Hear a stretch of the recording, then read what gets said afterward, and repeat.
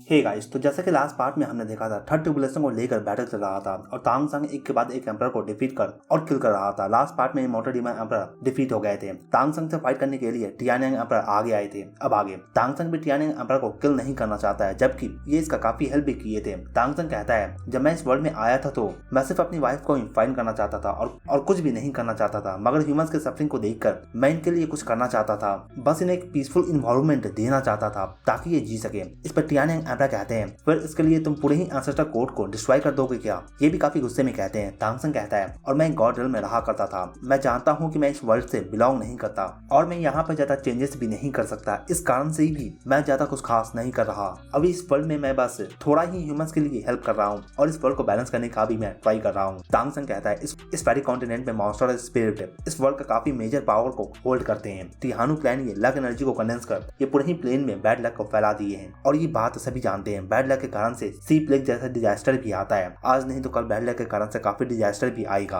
और उसे कोई भी रोक नहीं सकेगा। ये वर्ल्ड भी खुद को बैलेंस करने के लिए एक्शन तो लेगा ही। मैं बस इस वर्ल्ड को बैलेंस कर रहा हूँ ताकि दूसरे रेस भी जी सके और ये प्लेन डिस्ट्रॉय ना हो। ये सुनकर टियानिंग एम्परर कहते हैं, तुम एक ऑलरेडी गॉड हो, फिर तुम खुद को एक ह्यूमन कैसे कह सकते हो? तांग संग कहता है, मैं पहले एक ह्यूमन हुआ करता था और मैं अपने आइडेंटिटी को भूल नहीं सकता। हालांकि बाद में मैं एक गॉड किंग भी बना। इस वर्ल्ड के बाहर में काफी सारे वर्ल्ड्स हैं और काफी सारे गॉड रेल्म्स भी हैं और सभी गॉड रेल्म में ह्यूमन ही कंट्रोल करते हैं। इस पर टियानिंग एम्परर कहते हैं, तो तुम्हारा मतलब है कि ये प्लेन बिना ह्यूमंस के गॉड रेल्म में इवॉल्व नहीं हो सकता? तांग संग कहता है, ऐसा नहीं है। इस पूरे यूनिवर्स में काफी गॉड रेल्म्स हैं और काफी क्रिएचर हैं जो कि हाई लेवल इंटेलिजेंस को पोजेस करते हैं। इस वर्ल्ड में रिसोर्सेज भी काफी ज्यादा है, लेकिन यहाँ पर टियानु प्लान ये लक एनर्जी को कंडेंस करते हैं खुद के बेनिफिट के लिए। इस तरह से ये प्लेन कभी भी एक गॉड रेल्म में इवॉल्व नहीं होगा। इससे सिर्फ तबाही होने वाला है। ये सुनकर टियानिंग एम्परर कहते हैं, ये तो तुम कह रहे हो ना, तुम हमें किल कर देना चाहते हो ह्यूमंस के लिए। आओ देखते कि तुम कर क्या सकते हो। अब ये दोनों आगे आते हैं। तांग संग ने कहता है, अगर मैं जीत जाता हूँ फिर आप दोनों को मुझे सबमिट करना होगा। अगर आप जीतते हो फिर आप जो चाहे वो कर सकते हो और साथ ही मेरा सभी थिंग्स भी आपका हो जाएगा। मैं आप दोनों से अकेले ही फाइट करने वाला हूँ। इस पर यही कहते हैं, ठीक है, अगर तुम इतना ही एरोगेंट हो फिर देखते हैं कि तुम कर क्या सकते हो। तांग संग अब रेडी होता है। ये दोनों ही मिलकर तांग संग से फाइट करने वाले हैं। तांग संग अपने सी गॉड टाइडेंट को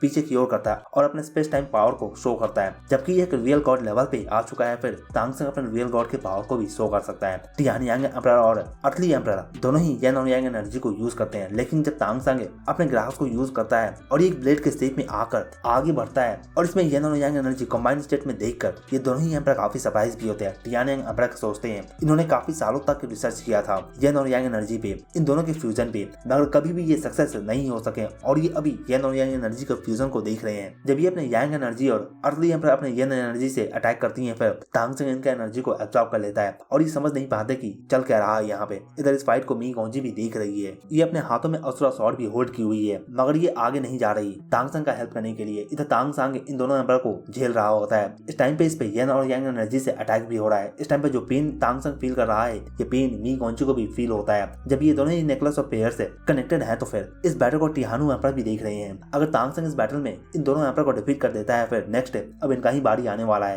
ये लक एनर्जी को कंट्रोल कर सकते हैं, मगर इस टाइम पे इनका भी लक एनर्जी काफी सालों से काफी कम होता आया है। जब ये चल रहा था फिर कोई भी नोटिस नहीं करता है। तांग संग अपने हाथों को रब करता है और इधर एंसेस्टर कोर्ट में एक जोरदार धमाका होता है, एक तरह का एक्सप्लोजन होता है। इस टाइम पे सभी एम्परर का ध्यान इस ओर ही आ जाता है। स्काई फॉक्स माउंटेन, इनके माउंटेन पे स्टोन ऑफ डेस्टिनी लगा हुआ है और ये माउंटेन भी एक्सप्लोड कर जाता है, जिसके कारण से टिहानु एम्परर को भी काफी फोर्सेस का सामना करना पड़ता है। माउंटेन के ब्लास्ट होने के कारण से स्काई फॉक्स क्लैन के मेंबर निकलकर बाहर आते हैं। ये चिल्ला रहे हैं पेन में और इंजर भी हो जाते हैं। जब इधर ये चल रहा था फिर लक माउंटेन के डिस्ट्रॉय होने से तांग संग को बेनिफिट मिलता है और ये अब आसानी से येन और यांग एनर्जी को सह भी पा रहा है। इसके चेस्ट से व्हाइट लाइट रिलीज होता है। इस व्हाइट लाइट को टियानिंग एम्परर देखते हैं और कहते हैं, ये क्या है? इधर टियानु एम्परर लक एनर्जी के कारण से स्ट्रॉन्ग ब्लैक स्लैश फोर्स का भी सामना करते हैं और ये टियानिंग एम्परर को कहते हैं, अटैक मत करो, ये तुम्हारे ही पावर को यूज कर रहा है खुद की बॉडी को स्ट्रॉन्ग बनाने के लिए। ये सुनकर ये भी काफी सरप्राइज होते हैं। जब ये सुनते हैं फिर इधर तांग संग भी अब नाटक बंद कर देता है। इसका पेनफुल एक्सप्रेशन भी चेंज हो जाता है। तांग संग इस वर्ल्ड का स्ट्रॉन्गेस्ट येन और यांग एनर्जी अभी इन दोनों एम्परर से एब्जॉर्ब कर रहा है। इस कारण से भी इसका फिजिकल बॉडी काफी चेंजेस से गुजरता है। जो येन और यांग एनर्जी तांग संग के बॉडी में एंटर किया है, तांग संग इसे फिल्टर करता है और नेकलेस ऑफ प्रेयर से यह एनर्जी को पास करता हुआ मी गोंजी के बॉडी में डाल देता है। तांग संग शुरुआत से ही अपने केओस ब्लू सिल्वर एम्परर पे काफी फोकस किया करता था। ये जानता था कि जब एक बार तांग संग तांगसंग और मी गोंजी का डिवाइन वेपन गोल्डन टाइटन और असुरा सॉर्ड आ जाते हैं, फिर ये दोनों इस वेपन से फ्यूज नहीं हो सकेंगे, जबकि इन दोनों का बॉडी स्ट्रॉन्ग नहीं होगा। तो फिर इससे कनेक्ट होने के लिए तांगसंग ने क्योस एनर्जी को कल्टिवेट किया है और खुद के बॉडी को स्ट्रॉन्ग भी बनाया है। ये दोनों ही काफी टाइम से प्योर एनर्जी को डिवावर करते आए हैं खुद के बॉडी को स्ट्रॉन्ग बनाने के लिए। इस टाइम पे इतना ज्यादा मात्रा में क्योस एनर्जी के कारण से तांगसंग का बॉडी काफी चेंजेस से गुजरता है और साथ ही इसका ब्लड लाइन भी चेंजेस से गुजरता है। इसका ऑरा भी काफी इंक्रीज कर जाता है। ये देख कर टियानयांग एम्परर भी कहते हैं हम इसे सक्सेसफुल नहीं होने दे सकते हैं। अगर हम मारे भी जाते हैं फिर भी हम इसे सक्सेसफुल नहीं होने देंगे। अर्थली एम्परर भी समझ जाती है कि ये क्या करना चाहते हैं। इस टाइम पे टियानयांग एम्परर खुद को ही ब्लास्ट कर तांगसंग को रोकना चाहते हैं। ये देखकर तांगसंग कहता है अगर आप ऐसा करते भी हो फिर भी मैं मारा नहीं जाऊंगा, लेकिन इससे ये पूरा ही एंसेस्टर कोर्ट और पूरे ही एम्परर से मारे जाएंगे जिन्हें आप प्रोटेक्ट भी करना चाहते हो। कोई भी बचेगा नहीं। ये सुनकर टियानयांग एम्परर कहते हैं अगर ऐसा है तो भी चलेगा, लेकिन मैं तुम्हें हमारे पावर को यूज कर आगे हाई लेवल तक राइज करने नहीं दे सकता। तुम इस प्लेन को कंट्रोल करोगे और बाद में हमें किल भी कर दोगे। ये सुनकर तांगसंग कहता है ऐसा नहीं हो सकता है। अगर मैं रुकना भी चाहूँ फिर भी मैं इस प्लेन पे रुक नहीं सकता हूँ। हम दोनों को काफी जल्द ही इस वर्ल्ड को छोड़कर जाना ही होगा। मेरे पास तो टाइम भी नहीं होगा कि मैं इस प्लेन को गॉड रियल में इवॉल्व भी कर सकूं, लेकिन अगर आप आना चाहते हो फिर आप हमारे साथ में आ सकते हो। मैं खुश हूँ इससे आपको अपने साथ में लेकर जाने के लिए। ये सुनने के बाद टियानयांग एम्परर भी थोड़ा शांत हो जाते हैं। अभी ये खुद के एनर्जी को रिलीज कर चुके हैं खुद को ब्लास्ट करने के लिए, मगर तांगसंग के बातों को सुनने के बाद ये थोड़ा शांत हो जाते हैं। तांगसंग आगे आकर कहता है आप भी इसे फील कर सकते हो। ये व्हाइट लाइट है क्या मेरे बॉडी के ऊपर में, ये क्योस एनर्जी है। इसे प्राइमोर्डियल एनर्जी भी कहा जाता है। जब इस वर्ल्ड का जन्म हुआ होगा उस टाइम पे यही एनर्जी इस वर्ल्ड में था। अगर आप मेरे साथ में गॉड रियल में आते हो फिर मैं आपको क्योस एनर्जी को कल्टिवेट करना सिखाऊंगा। ये सुनकर असली एम्परर भी कहती है तुम पहले भी हमसे झूठ बोल चुके हो, हम तुम पे विश्वास कैसे कर ले। इस पे तांगसंग कहता है इसके अलावा कोई और चारा नहीं है। अगर आप खुद को डिस्ट्रॉय कर मुझे किल करना चाहते हो फिर आप ट्राई कर सकते हो। जब तांगसंग बात कर रहा था इस टाइम पे ये यन और यांग एनर्जी को भी एब्जॉर्ब कर रहा था। तांगसंग ने फिर भी कहता है जब मैं जिन मियाओलिन था उस टाइम पे आपने काफी मेरा हेल्प किया था और मैं उस काइंडनेस को रीपे करना चाहता हूँ। आपको मैं अपने साथ में अपने गॉड रियल में लेकर जाना चाहता हूँ। वहाँ पे आप इटर्नल लाइफ भी जी सकते हो। इस वर्ल्ड में अब ज्यादा से ज्यादा 1000 साल ही और जियोगे, इससे ज्यादा नहीं। तुरंत ही अब तांगसंग के बॉडी से जिंगजिंग भी बाहर आती है। इस बार ये क्रिस्टल डीमन एम्परर के फॉर्म में आती है, ना कि एक ड्रैगन फॉर्म में, और ये आकर कहती है मैं हूँ। इन्हें देखकर दूसरे एम्परर भी काफी सरप्राइज होते हैं। तांगसंग कहता है मेरे लिए सबसे डेंजरस सिचुएशन आज का नहीं है, तब था जब मैं 10th टियर पे ब्रेक थ्रू करने वाला था। उस टाइम पे एंसेस्टर कोर्ट से मुझे क्रिस्टल डीमन एम्परर ने हेल्प किया था। इन्होंने मुझे रिकॉग्नाइज किया और मेरा हेल्प किया। ये सुनकर अर्थली डीमन एम्परर कहती है फिर उस टाइम पे वो हेवनली ट्रिबुलेशन क्या वो तुम्हारा था। इस पर तांगसंग कहता है हाँ वो मेरा था। आगे जिंगजिंग कहती है उस टाइम पे मैं मरने के कगार पे थी और मैं जीना चाहती थी। खुद के क्लोन को बनाकर उसे एक ड्रैगन एग में डालकर मैंने तांगसंग को दे दिया था उस टाइम पे इसे हैच करने के लिए। बाद में मुझे इसका आइडेंटिटी का भी पता चला था और मैं समझ गई थी कि एक इटर्नल लाइफ जीने के लिए एक इटर्नल लाइफ सिर्फ मुझे यही दे सकता है। ये सुनने के बाद टियानयांग एम्परर और अर्थली एम्परर ये दोनों ही एक दूसरे की ओर में देखते हैं और इधर जिंगजिंग कहती है यही डेस्टिनी है। टियानयांग एम्परर अब अपने गुस्से को जाने देते हैं और अपना यानयांग एनर्जी को तांगसंग के बॉडी में डालना स्टार्ट करते हैं। द सेम थिंग है अर्थली एम्परर भी यान एनर्जी को तांगसंग के बॉडी में डालना स्टार्ट करती है ताकि तांगसंग का प्राइमोर्डियल क्योस एनर्जी कंप्लीट हो सके। ये दोनों ही एम्परर खुश भी होते हैं। इधर तांगसंग के लिए भी आज का दिन फाइनल डे है इस वर्ल्ड में। ये फाइनली इस वर्ल्ड को छोड़कर अब जा भी सकता है। इधर टियानु एम्परर जो कि लास्ट एम्परर बचे भी है जो अब तक तांगसंग से पिटे नहीं है, ये लक माउंटेन के डिस्ट्रॉय होने के बाद यहाँ का लक एनर्जी को होल्ड करने का ट्राई करते हैं और इसे सप्रेस करने का भी। लक एनर्जी फैल जाने के कारण से इसका पावर तो डेफिनेटली कम हुआ है, मगर ये प्लेन के बेनिफिट की ही बात है। या अगर आपको याद होगी कुछ पार्ट्स पहले एक स्टोरी चल रहा था। तांगसंग बीच बीच में टैबरन में जाकर अमिती कॉइन से भरा हुआ बैग एक बंदे को दिया करता था। वो बंदा शैडो डीमन क्लैन का हेड था और उसे तांगसंग ने इस टियानु माउंटेन पे छुपकर आने को कहा था ताकि ये यहाँ पे आकर 2 सर्कुलर डिस्क को लगा सके। तांगसंग उसे भर भर कर पैसा ही दिया था, तो इस कारण से भी वो मना नहीं कर सका इस काम को करने से। ये माउंटेन पूरी ही तरह से डिस्ट्रॉय हो चुका है। इधर तांगसंग के बॉडी में येन और यांग एनर्जी काफी ज्यादा आ जाता है। इन दोनों एम्परर के कारण से इन दोनों एम्परर का बॉडी एयर में लेफ्ट होता है और ये एक रेड और ब्लू फ्लावर में चेंज हो जाते हैं। चेंज होकर ये स्मॉल साइज में आ जाते हैं और तांगसंग इन्हें ले लेता है। जबकि ये दोनों सरेंडर कर चुके हैं, फिर विचन एम्पायर के साइड से सिर्फ ल्यूली एम्परर ही रह जाती है। तांगसंग इन दोनों एम्परर से जो भी बातचीत किया था इसे कोई भी नहीं सुन सका था क्योंकि ये बातचीत माइंड टू माइंड कम्युनिकेशन था। जबकि ये सभी थिंग्स खत्म हो चुका है, फिर इधर टियानु एम्परर भी तांगसंग के साइड में आ जाते हैं। इस टाइम पर ज्यादा एम्परर्स नहीं बचे, बहुत ही कम एम्परर बचे हैं जो है वो ज्यादातर तांगसंग को सपोर्ट किए थे और वही जिंदा भी है, जैसे कि इमॉर्टल डीमन एम्परर, जिंगफिंग demon emperor, white tiger emperor, ल्यूली emperor, shorts and demon emperor. टियानु एम्परर अब आगे आते हैं और कहते हैं मैंने काफी समय पहले भी कहा था ह्यूमंस के कारण से डिजास्टर आएगा और आ भी गया है। इस पर तांगसंग कहता है ऐसा नहीं है कि ह्यूमंस इस प्लेन को डिस्ट्रॉय कर सकते हैं। तुम सभी रेसेस को दबा कर रखते हो और उन्हें जीने नहीं देते, वो सिर्फ असिस्ट ही कर सकते हैं। तो मुझे मत सिखाओ कि किसके कारण से ये वर्ल्ड डिस्ट्रॉय हो सकता है। फाइट करना चाहते हो तो फिर आगे आओ, आज तुम और तुम्हारा पूरा ही क्लैन डिस्ट्रॉय हो जाएगा। इस टाइम पर टियानु एम्परर अपने माउंटेन को स्टेबल करके ही यहाँ पे आए हैं। जब ये अपने एनर्जी को रिलीज करते हैं फिर इनका पूरा ही ऑरा काफी इंक्रीज करता है, इतना कि इनका स्पिरिचुअल पावर भी इंक्रीज कर जाता है और साथ ही ये ओल्ड भी होने लगते हैं। ये खुद के ही क्लैन को यूज कर रहे हैं। इस टाइम पे पूरा ही माउंटेन टिहानु क्लैन का ये जल रहा है, साथ ही इनका क्लैन भी जल रहा है, साथ ही इनके क्लैन के मेंबर भी सभी जल रहे होते हैं। ये पूरा ही अपने माउंटेन के और अपने क्लैन के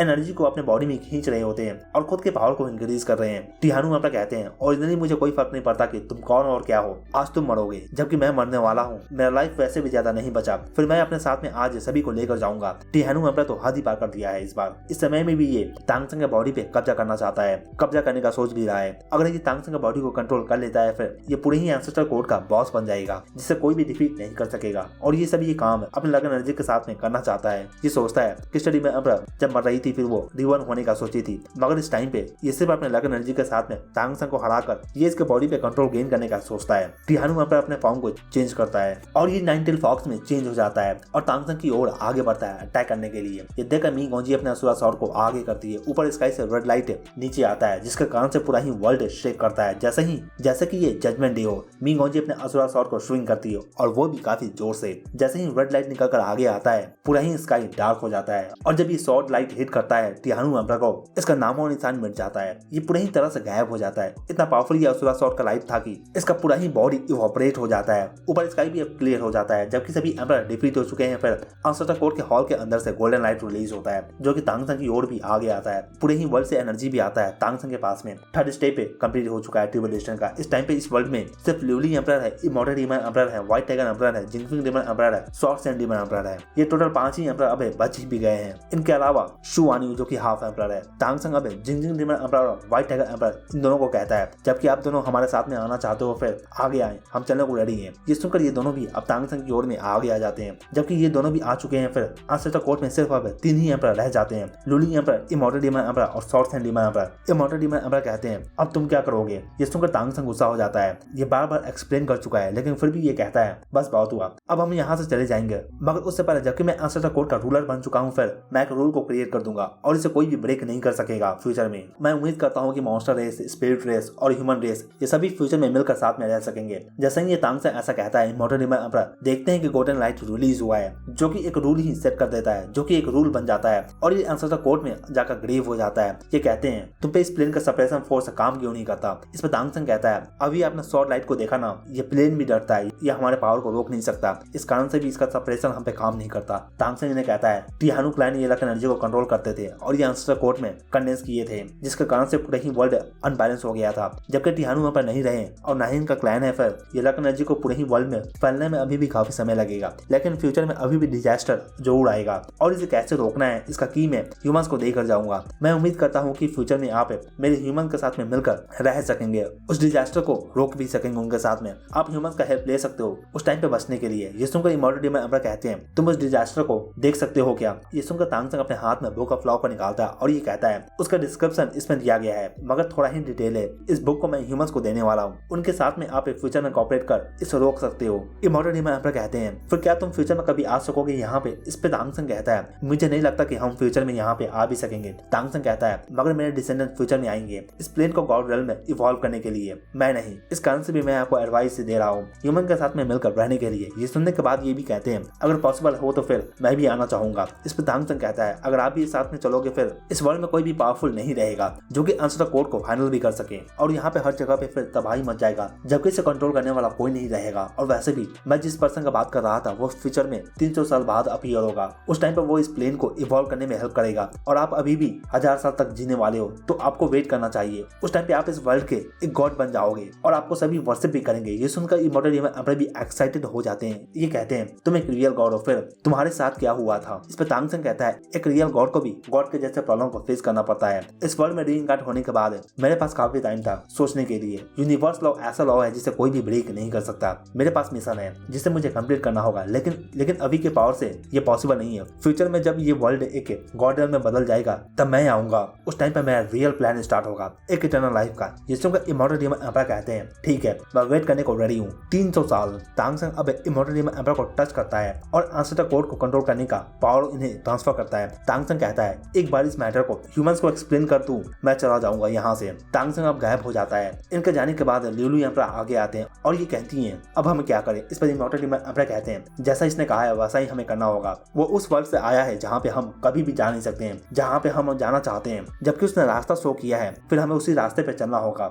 इधर दूसरी ओर पर्ल आइलैंड पे ह्यूमंस काफी शांति से रह रहे हैं, लेकिन आज ये स्काइस में ब्लू लाइट को भी देख सकते हैं। कंटिन्यूअस ये लाइट वेस्ट साइड में फ्लो कर रहा है, जिस डायरेक्शन में एंस्टर कोर्ट है। ये समझ जाते हैं कि कुछ ना कुछ गड़बड़ हुआ है। ये भी नहीं चाहते कि इनका न्यू होम अब डिस्ट्रॉय हो जाए, जबकि फर्स्ट टाइम इन्हें फ्रीडम मिला है रहने के लिए, और अभी ह्यूमंस के पास एक कंट्री भी तो है इनका खुद का। तांगसंग और मी गोंजी अपने रिट्रीट में जाने से पहले शू क्वीन को पर्ल आइलैंड पे सेंड कर दिए थे, यहाँ पर रहने के लिए और न्यूज का वेट करने के लिए। उस टाइम से अब तक 1 साल बीत चुके हैं। यहाँ पे मेयर दू माई चैंगजी S5 वोबिंग ये सभी यहाँ पे हैं। ये सब जानते हैं कि बिग बैटल स्टार्ट हो चुका होगा एंसेस्टर कोर्ट में, मगर क्या हुआ है और क्या नहीं अभी भी ये नहीं जानते। लेकिन इतने में हंसी का आवाज आता है और सियाओ यहाँ पे आ जाते हैं और ये कहते हैं उस सीन में देखो फेथ ऑफ पावर अभी भी रिलीज हो रहा है, जब तक ये होता रहेगा तांगसंग ठीक होगा, उसे कुछ भी नहीं होगा। ये सोचते हैं तो इसका मतलब है कि वो दोनों सक्सेसफुल हो चुके हैं, वो एंसेस्टर कोर्ट को कंट्रोल कर रहे होंगे। इस रिजल्ट को एनालाइज करने के बाद शुक्न भी काफी खुश हो जाती है, लेकिन इतने में ये पावर ऑफ फेथ अब गायब हो जाता है। इसे देखकर इन सभी के फेस पे डर आ जाता है। सियाओ भी काफी सरप्राइज हो जाते हैं इस टाइम पे, मगर एक आवाज आता है डोंट क्राई, सब कुछ ठीक है। सिल्वर लाइट फ्लैश करता है और तांगसंग मी गोंजी दोनों ही बाहर आते हैं। इन्हें देखकर दूसरे भी काफी खुश होते हैं। सियाओ इन्हें देखकर कहते हैं तुमने कहा था अगर तुम सक्सेसफुल हो जाते हो फिर तुम्हें जाना होगा। इस पर तांगसंग कहता है हाँ ये सच है, हम ज्यादा देर यहाँ पे रुक नहीं सकते, हम दोनों को यहाँ से जाना होगा, नहीं तो ये प्लेन अनबैलेंस हो जाएगा। तांगसंग एक्सप्लेन करता है कि एंसेस्टर कोर्ट में क्या हुआ था और कितने एम्परर भी बचे हैं। ये सभी काफी सरप्राइज होते हैं कि पहले कितने सारे एम्परर थे, मगर अब सिर्फ 3 ही एम्परर बच गए हैं एंसेस्टर कोर्ट में। तांगसंग इन्हें कहता है कि मॉडर्न एम्परर के होने के कारण से फ्यूचर में कोई भी मॉन्स्टर और स्पिरिट ये ह्यूमंस को हार्म नहीं करने वाले हैं। तांगसंग सियाओ को कहता है मैं ह्यूमंस को आप पे छोड़ता हूँ और साथ ही बुक ऑफ लॉ को भी निकालता है। और तांगसंग कहता है ये बुक ऑफ लॉ 3 फोर्सेस से बना है। फर्स्ट इसमें ट्रायनिंग वेपन को ऐड किया गया है जो कि फ्यूचर को देख सकता है। सेकंड इसमें गॉड का पोजीशन ऐड है और थर्ड इसमें गॉड गिवन कोड है। मैं चाहता हूँ कि आप इसके पार्ट्स को अलग अलग करके 3 टेंपल बनाकर इसे टेंपल में डाल दे और यही 3 मेथड से फ्यूचर में ह्यूमंस का कल्टीवेशन सिस्टम भी बनेगा। सियाओ कहते हैं डोंट वरी, इसके लिए मैं एक टैलेंटेड इनहेरिटर को जरूर फाइंड करूंगा। तांगसंग इस बुक को इन्हें दे देता है। तांगसंग इन सभी से कहता है टीचर फ्रेंड्स और सभी हो सके तो फिर हम फ्यूचर में जरूर मिलेंगे, इस वर्ल्ड की मेमोरी को अपने साथ में लेकर जा रहा हूँ। ये कहने के बाद तांगसंग और दूसरे की बॉडी से गोल्डन लाइट भी इमिट होता है और ये ऊपर की ओर एयर में लिफ्ट करने लगते हैं। इनके जाने का समय भी आ चुका है। तांगसंग और मी गोंजी दोनों ही ऊपर अब आगे जाते हैं। जब ये ऊपर आगे जाते हैं फिर काफी दूर से ट्रैवल करते हुए गोल्डन ट्राइडेंट और अस्ट्रा स्वॉर्ड भी इस टाइम पे आ चुके होते हैं और ये दोनों डिवाइन वेपन इन दोनों के बॉडीज के अराउंड में रिवॉल्व करने लगते हैं। इसे देखकर तांगसंग अपने सिर और ट्राइडेंट को होल्ड करता है और इसे ऊपर की ओर में लिफ्ट करता है। तांगसंग कहता है अब घर जाने का समय आ गया है। गोल्डन लाइट फ्लिकर करता है और इस लाइट में ये सब गायब हो जाते हैं। इधर इन्हें जाता हुआ देखकर दूसरे ह्यूमन से कहते हैं सी गॉड तांगसंग और असुरा गॉड सियाओ आप घर लौट जाओ। इधर सियाओ ये एक किट को ओपन करते हैं जो कि तांगसंग ने दिया था और इसमें ये देखते हैं इसमें लिखा है आज से 200 साल बाद एक डिजास्टर आएगा इस वर्ल्ड में और उससे बचने के लिए तांगसंग 7 आर्टिफैक्ट को रेडी किया है। Peerless bead, sea dragon bead, nether bead, sky bead, holy bead, billions bead, breaking bead, जीजिंग बीड, ये सभी प्रोटोटाइप है और ये मोती की तरह है, मगर इसका रिफाइनिंग मेथड भी तांगसंग ने दे दिया है। काफी समय बाद ह्यूमंस को राइज करने का भी अपॉर्चुनिटी मिल चुका है। अब डार्क एज ह्यूमंस के लिए इस वर्ल्ड से खत्म हो चुका है। इधर दूसरी ओर डालू स्टार पे स्टारलू सिटी में एक बड़ा सा बिल्डिंग है। इसके एक फ्लोर पे एक अपार्टमेंट में एक फिगर है और ये अंदर रूम में जाता है और ये कहता है हनी डिनर रेडी है, खाते हैं। एक फैमिली बैठकर डिनर करने लगते हैं। बच्चे भी यहाँ पे हैं। वो टुंग जो कि तांगसंग और सियाओ इन दोनों की बेटी है, ये कुछ फील करती है और कहती है वो आ गए हैं, वो फाइनली आ चुके हैं। ये सुनकर इसके बच्चे पूछते हैं मॉम क्या आ गया है। ये कहती है तुम्हारे ग्रैंडपा और तुम्हारे ग्रैंडमा दोनों आ चुके हैं। तुम्हें याद है मैं क्या स्टोरी सुनाया करती थी तुम्हारे ग्रैंडपा और तुम्हारे ग्रैंडमा के बारे में। अब ये बाहर निकल कर आती है अपने फ्लैट के बाहर, अपने रूम के बाहर में, और बाहर में 2 फिगर खड़े होते हैं, एक मेल है और एक फीमेल है। वो टोंग कहती है मॉम डैड फाइनली वापस आ चुके हैं। ये कहती है शुवान यू कहाँ पे है। इस पे ये वुमन कहती है मैंने सीयू को नोटिफाई कर दिया है। ये वुमन वो टोंग के साथ में एक बच्चे को देखती है और ये कहती है तो ये जैंगजी है। ये सुनकर वो टोंग जैंगजी को कहती है ये तुम्हारे अंकल और आंट है। ये कहती है तुम्हारी आंट गॉड ऑफ लाइफ है और मैं गॉड ऑफ डिस्ट्रक्शन हूँ। इस पे जैंगजी कहता है क्या गॉड सच में होते हैं। ये सुनकर ये वुमन कहती है तुम जैंगजी को इतना ऑर्डिनरी लाइफ क्यों जीने दे रही हो, ऐसा लगता है कि ये कुछ भी थिंग्स के बारे में जानता ही नहीं। इतने में 2 फिगर और आते हैं, एक यंग कपल आते हैं और ये कहते हैं डैड मॉम हमें कॉल क्यों किया। इस पर वो टोंग कहती है तुम्हारे ग्रैंडपा और ग्रैंडमा दोनों आ रहे हैं। इस लड़के का नाम है डाई यिंग है और वो टोंग के साथ जो पर्सन इसका नाम है टांग वू लिन है। इतने में ऊपर स्काई में 2 फिगर फ्लैश करते हैं। तांगसंग और सियाओ ये दोनों ही अपीयर होते हैं। इनका फैमिली एक बार फिर से रीयूनाइट हो चुका है और इसके साथ ये स्टोरी यहीं पे खत्म होता है। तो वीडियो अच्छा लगा हो तो वीडियो को लाइक जरूर करें और अगर आप चैनल पर नए हैं तो चैनल को जरूर सब्सक्राइब करें ऐसे और भी एनीमे एक्सप्लेन के लिए। Thank you.